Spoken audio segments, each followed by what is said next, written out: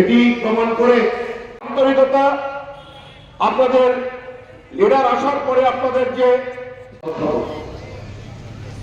ধন্যবাদ আপনাদেরকে। আমি আরো বেশি খুশি হয়ে ওয়াদুদ ভুঁইয়া সাহেবকে অত্যন্ত স্নেহ করতেন। সবাইকে শুভেচ্ছা। আজকের সবার প্রিয় ভাই বোনেরা, কথা বলার সময় একটু কম, যেহেতু আপনারা গ্রামে যাবেন, রাত্রেবেলা আপনাদের চলাচল করতে একটু কষ্ট হয়, অসুবিধা হয়। আমরা সন্ধ্যার আগেই আপনাদেরকে ছেড়ে দেবো, মাগরিবের আজানের আগেই কথা শেষ করব। আমরা 10 থেকে 12 মিনিট কথা বলবো। ক্ষমতায় দায়িত্ব দেন আপনাদের কাজ করার জন্য। তাহলে আমরা পার্বত্য চট্টগ্রামের ধর্ম বর্ণ নির্বিশেষে জাতি গোষ্ঠীর একটি সুন্দর পরিবেশ তৈরি করব, যেই পরিবেশে আমরা ভাই ভাই হিসেবে, বন্ধু হিসাবে আস্থার ঠিকানা আমরা করতে পারি। কেউ যেন কাউকে ভয় না করে। রাত্রেবেলা যেন, সন্ধ্যার পর যেন আমাদের মা বোনরা যেতে ভয় না পায়, সন্ধ্যার পরে যেন শহরে আসতে ভয় না পায়, সেরকম একটা পরিবেশ সৃষ্টি করব। থাকবে না কোনো বিভেদ, সংঘাত, হানাহানি, এরকম একটা পরিবেশ আমরা তৈরি করব। সকল জাতি গোষ্ঠী মিলে আমাদের এই এলাকার শান্তি এবং উন্নয়নকে আমরা এগিয়ে নিয়ে যাব। আপনারা হলেন এই পাহাড়ের সবচেয়ে শিক্ষিত জাতি, শিক্ষিত গোষ্ঠী। আপনারা জানেন চাকমারা প্রায় 100%-এর কাছাকাছি শিক্ষিত। আপনাদের কাছ থেকে, এই শিক্ষিত জনগোষ্ঠীর কাছ থেকে এই পাহাড়ের মানুষও তেমনি অনেক কিছু আশা করে। আপনারা সবাইকে নিয়ে আপনাদের শিক্ষার জ্ঞান, শিক্ষার আলো আপনারা ছড়িয়ে দেবেন সবার মাঝে, এই আশা আপনাদের কাছে আমি করি। ভাইয়ে ভাইয়ে গোলাগুলি, হানাহানি, মারামারি বন্ধের উদ্যোগ আমরা নেব, বিএনপিকে যদি আপনারা দায়িত্ব দেন। বিগত দিনে ভাইয়ে ভাইয়ে হানাহানি ফলে বহু সম্ভাবনাময় শিক্ষিত তরুণ মরে গেছে, ঝরে গেছে। বহু পরিবারের উপার্জনক্ষম ব্যক্তি, উপার্জনকারী ব্যক্তি নিহত হয়েছে, পরিবারটি ধ্বংস হয়ে গেছে। বহু পরিবারের গরিব পরিবার, তার একটা মাত্র শূকর আছে, একটা মাত্র ছাগল আছে, সেই একটা মাত্র শূকর, একটা মাত্র ছাগলই তাদেরকে খাওয়াই দিতে হয়েছে, অস্ত্রধারীদেরকে খাওয়াই দিতে হয়েছে। একখানি জমি চাষ করলে টাকা দিতে হয়, একটা মুরগির বাজার আনলে টাকা দিতে হয়, এক বোঝা লাকড়ি আনলে টাকা দিতে হয়। এটা কোনো শান্তি নয়, এটা কোনো শিক্ষিত সমাজের, সভ্য জাতির কাজ নয়।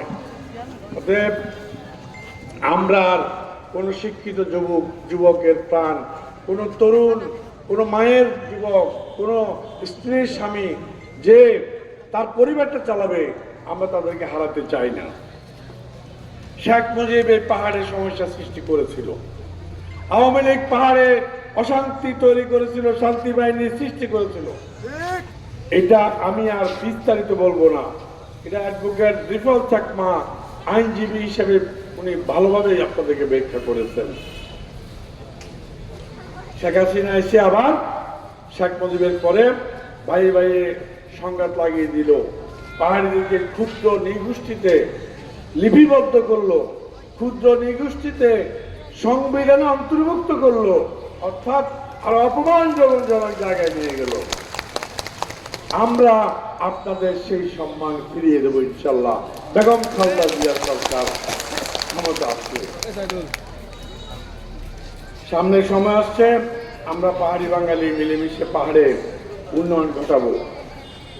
আমরা পাহাড় থেকে দারিদ্রতা দূর করে দেব, অভাব দূর করে দেব। আমরা পাহাড়ের কৃষিকে, উৎপাদনকে, ফলকে শিল্পায়নে পরিণত করব। যেমনি ভাবে আম্রপালি আমকে আমরা আজকে শিল্পায়নে পরিণত করছি। আমরা শিক্ষিত হয়েও কেন আমরা আজকে বেকারত্ব দূর করে দেবো যদি বিএনপিকে আপনি ভোট দেন। আজকে যারা এখানে আছেন সবার ভিডিও আমার কাছে আছে। আপনারা যাকে নিয়ে আসবেন আগামী দিনে বিনামূল্যে আপনাদের চাকরি হবে। এই ওয়াদা আমরা করছি। ভিডিও দেখে আপনাদেরকে দরকার সাক্ষী দেবো আপনি আমাদের সাথে ছিলেন কিনা। আমরা 18 লাখ টাকা, 20 লাখ টাকা, 22 লাখ টাকা দিয়ে প্রাইমারি স্কুলের মাস্টারের চাকরি দিই না। আপনারা সাক্ষী, আপনাদের কোনো শিক্ষিত মেয়ে, কোনো ছেলে 18 লাখ টাকার ছাড়া চাকরি পায় নাই, 20 লাখ টাকা ছাড়া চাকরি পায় নাই বিগত আওয়ামী লীগের 15 বছর। ওই পরিস্থিতি ভেঙে চুরে চুরমার করে দিতে হবে। এই এলাকায় দারিদ্রতা মুছে দিতে হবে, বেকারদের চাকরি দিতে হবে, অভাবী পরিবারগুলোকে উন্নয়নের জন্য, আত্মকর্মসংস্থানের জন্য আমরা প্রকল্প হাতে নেব, যাতে অভাবী পরিবারগুলো ধনীতে রূপান্তরিত হয়, দারিদ্রতা বিমোচন করে। যদি আপনারা আমাদেরকে ভোট দেন, আপনারা অতীতে 2001 থেকে 2006 সাল আমাদেরকে দেখেছেন, আমরা কি যোগ্য না অযোগ্য, আমরা কি কাজ করেছি কি করি নাই, আপনারাই সাক্ষী। যদি যোগ্য হয়ে থাকি, কাজ করে থাকি, তাহলে আপনারা 1 মিনিটে সিদ্ধান্ত নিতে পারবেন আমাকে ভোট দেওয়া যায় কি যায় না। একজন নতুন পাত্রীকে সিদ্ধান্ত নিতে সময় লাগবে, সে আপনার কাজ করবে কিনা, আপনাকে সম্মান করবে কিনা, আপনার কথা শুনবে কিনা। এই জিনিসটুকু আপনি বিবেচনা করতে অন্যের ক্ষেত্রে অনেক সময় লাগবে, কিন্তু আমাদের ক্ষেত্রে লাগবে না। প্রিয় ভাই ও বোনেরা, এই এলাকাতে কিছু সমস্যা আছে।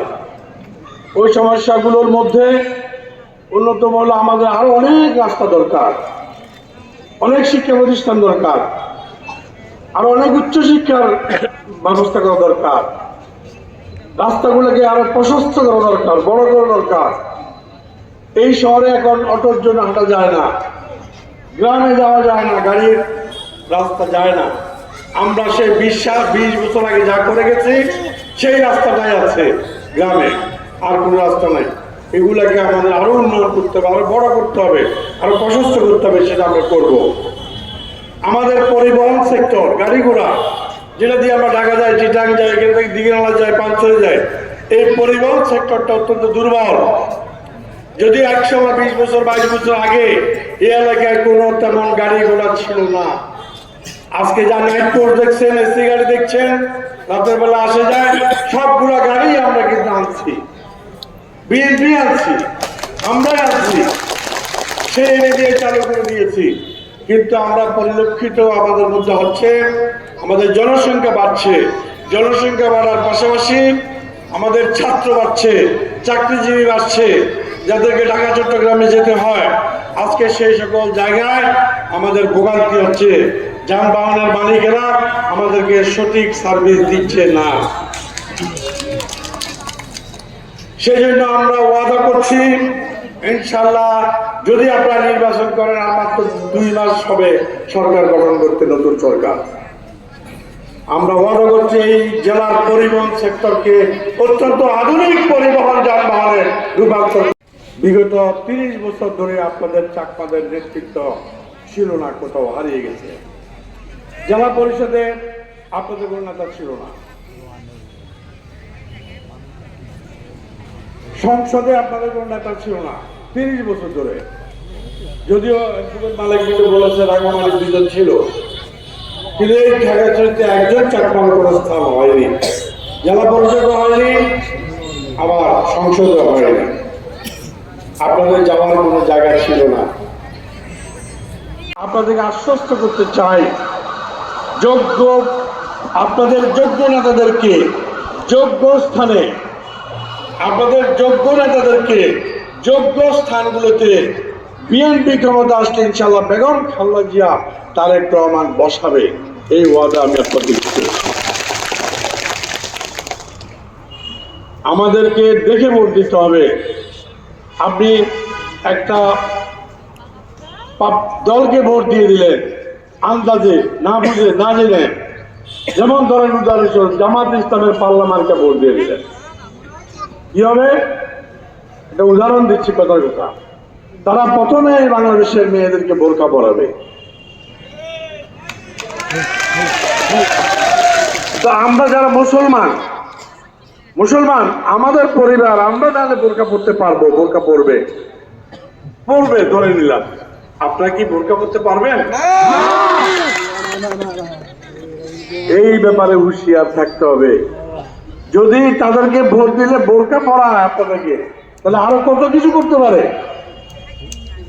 আপনার চাকরি করেন না অনেকে, অনেক বোনরা চাকরি করে না, তারা আসলে চাকরি করতে পারবেন না।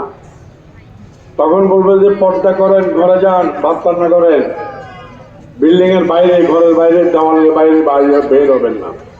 এখনই বলে দিছে চাকরি করতে হলে সর্বোচ্চ 5 ঘন্টা করতে হতে পারে। ধরেন আমি মালিক, উনি মালিক, উনি কেন 5 ঘন্টা চাকরি করে আপনাকে মেয়েকে 8 ঘন্টা বেতন দেবে?